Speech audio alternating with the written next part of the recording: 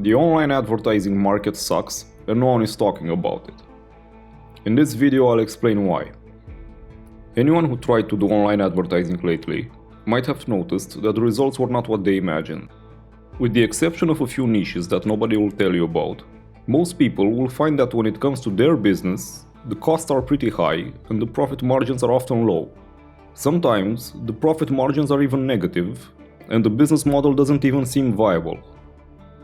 So what happened exactly? Wasn't online advertising supposed to be cheap and effective? Wasn't it supposed to be an affordable way for everyone to get more clients and grow their business?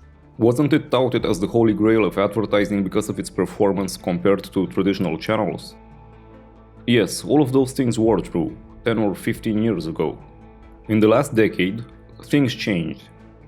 What happened was that people saw an opportunity there. They flocked to it. The competition increased every year until that opportunity was not there anymore. But apparently not everyone got the memo. The reason why not everyone got the memo is because advertising agencies are the gatekeepers of this industry. A Wall Street broker will never tell you not to invest your money in the stock market, because there would be no commission for him to earn from doing that.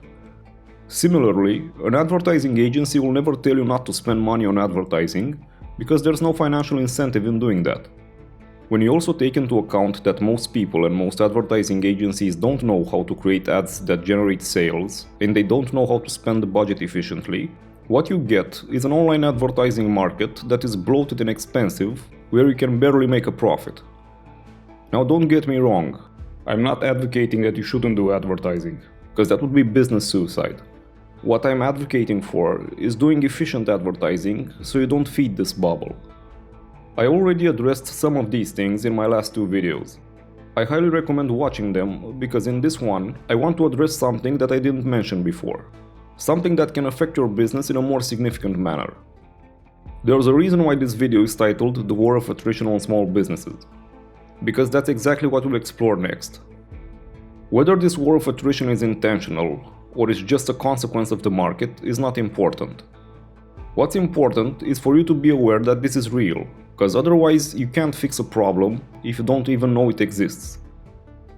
First I'll explain to you how it happens, and then I'll show you how to protect yourself. Let's start with some role-playing and assume that you're the owner of small company A.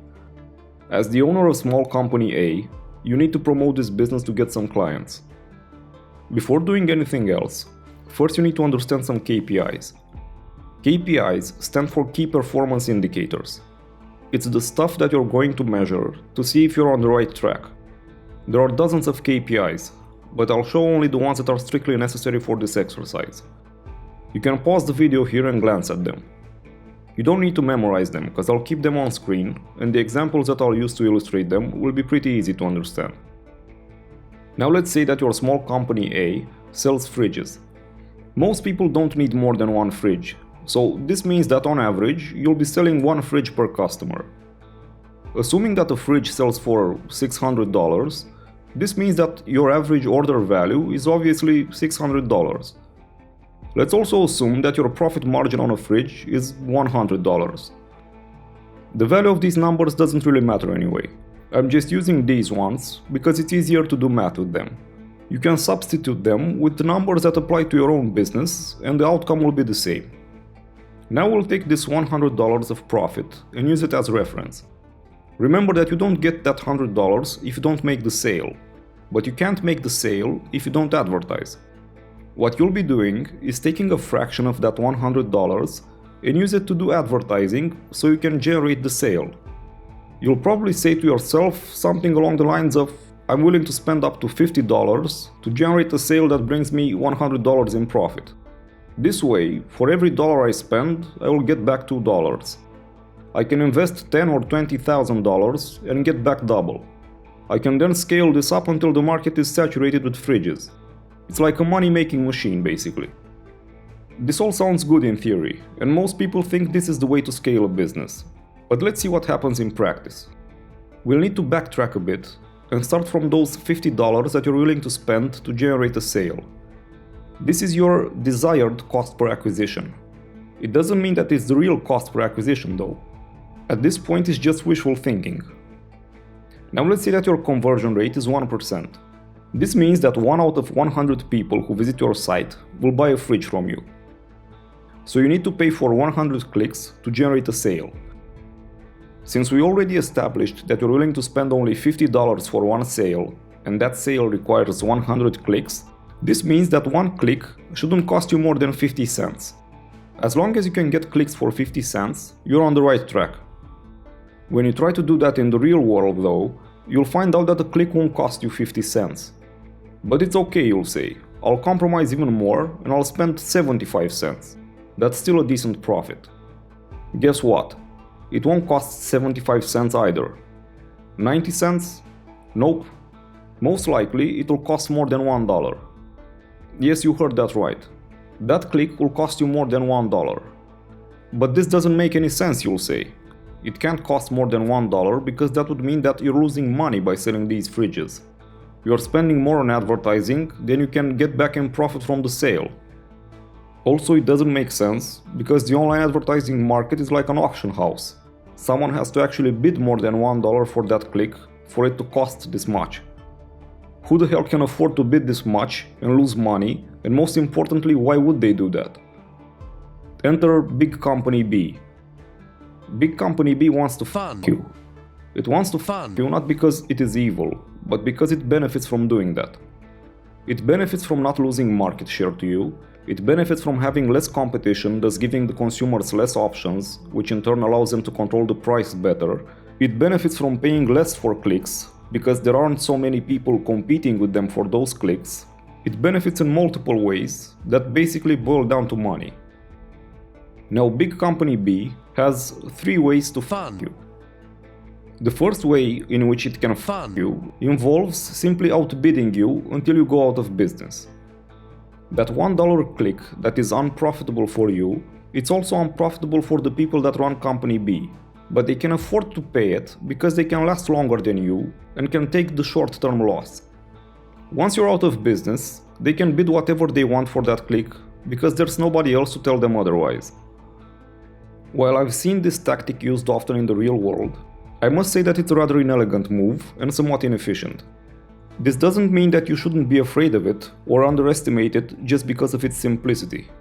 You totally should be concerned about this, but you should be more concerned about the next one. The second way in which Big Company B can fuck you is more elegant, and it doesn't involve taking a loss. Instead, it involves tweaking a certain parameter. I'm talking about the average order value. What Company B knows is that if someone is buying a fridge, it's very likely that he will buy some other complementary products as well. So Company B does not sell only fridges, but it also sells washing machines, ACs, TVs, and other related products. Even though it's not profitable for them to spend over $1 per click to sell a fridge, it becomes profitable if the customer buys something else along with that fridge. They can kill 2 birds with one stone. On one hand, they are running a profitable ad campaign, and on the other hand, they are pricing you out of the market, leaving you unable to compete simply because your average order value is smaller. If you can't afford to expand your product line and also increase your advertising budget, you'll have a serious problem on your hands. The third way in which Company B fucks you is even better. They do it by playing a different game than you. While you're busy playing the average order value game, they are playing the customer lifetime value game. A simple definition of customer lifetime value is the net profit attributed to the entire future relationship with a customer. Basically, how much money does a customer make you during his and your company's lifetime? Depending on the types of products being sold, this amount can be pretty huge. You only need to think about how much money you have given Amazon in the past 10 or 20 years and how much you'll continue to give them in the future to get an idea about how mind-boggling high this amount can get. There is a reason why Jeff Bezos said that your margin is my opportunity. He understands this customer lifetime value game better than everyone else. While you set your cost per acquisition as a percentage of the average order value so you can keep a decent profit margin, big companies like Amazon can set their cost per acquisition proportional to their customer lifetime value, which allows them to completely disregard short-term profit margins. Since the customer lifetime value is an order of magnitude higher than the average order value, you can imagine how this tactic easily obliterates all competition. This is how Amazon increased their market penetration so much. Also, consider the fact that Amazon has an insane variety of products and amazing machine learning that recommends complementary products like no one else, which means that they also maximize the average order value as well. Since I could probably make 5 videos dissecting Amazon's business model and the number of things they do right, I better stop here with this example or this video will end up being 2 hours long. To keep a long story short, my advice to you is to avoid competing directly with Amazon, because that's a fool's errand and it's literally impossible to beat them at efficiency. I'm aware that this part was a bit of a black pill, so let's wash that bitter taste with some tips. Here are some things that you can do to stand a chance of winning a battle with a company that is bigger than yours. Always assume that you're going to fight against the big dogs all the time and budget accordingly. Once you start an online advertising campaign, you're literally competing with anyone that is interested in that target audience. The bar is set pretty high from the start, so don't underestimate how hard it will be to generate sales. Money spent today might return in 1 or 2 years. Don't lose patience early on and jump onto the next thing. Small companies have the advantage of being able to build a more personal relationship with their customers. This is probably the most important thing you can do. Customer loyalty translates into customer lifetime value, and that's what matters most. This should always be your number 1 priority. Rewatch my video about the elements of value pyramid and pay special attention to the emotional and life-changing elements to see what you can integrate into your customer's experience. Focus specifically on those elements that big companies can't or won't offer. Also rewatch my video about branding, because the brand plays a huge role when it comes to customer loyalty. Sometimes it's better to start locally at first. You can build a more personal relationship by approaching things this way instead of going in all guns blazing. Big companies usually focus their marketing strategies on a national or even international level. This affects the strength and quality of their message because they are trying to appeal to everyone. A local and more personalized message can impact people more. You can get significant traction by approaching things this way and picking the battles that you can win. Always be on the lookout for cheap attention. As mentioned earlier, online advertising is all about bidding for the attention of the customer. What that means is that usually when a new channel or social media platform launches, people's attention is cheap because the platform hasn't been crowded by advertisers yet. Big companies move slower, so take advantage of this and get the attention while it's cheap. One of the most important things you can do right now for your business is to increase the conversion rate of your website. Increasing the conversion rate allows you to get more sales while spending the same amount of money. An increase in the conversion rate from 1% to 2% means that you effectively double your sales. Everyone likes to focus on the performance of advertising, but few people are aware of this thing called the conversion rate optimization. They spend thousands of dollars on advertising, but don't spend time and money improving their website. This is a huge mistake, because conversion rate optimization is probably even more important than advertising. I will talk about this in my next video, so keep an eye out for that. The second most important thing that you can also do right now is to increase your average order value. There is a brilliant framework for this that I'll cover once I'm done with the video about the conversion rate optimization. Make sure to watch that one as well when it comes out. Besides what we discussed in this video, there's one more thing I want you to remember. All of these methods that big companies use to beat small companies are derived from one of the oldest principles in advertising that says the only important metric is return on ad spend. Anything else is a distraction. At the end of the day, the only thing that matters is how much you spent and how much you got back.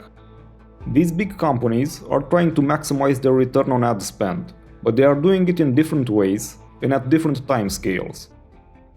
This is why it's very important for you to learn systems, frameworks, and first principles. If you don't know them, and if you don't have the structure in which you can operate, you'll be wasting huge amounts of money trying to reinvent the wheel, and you won't have the time and energy to actually make money. Big companies already use these systems. Learn to play their game, but play it faster and better than them.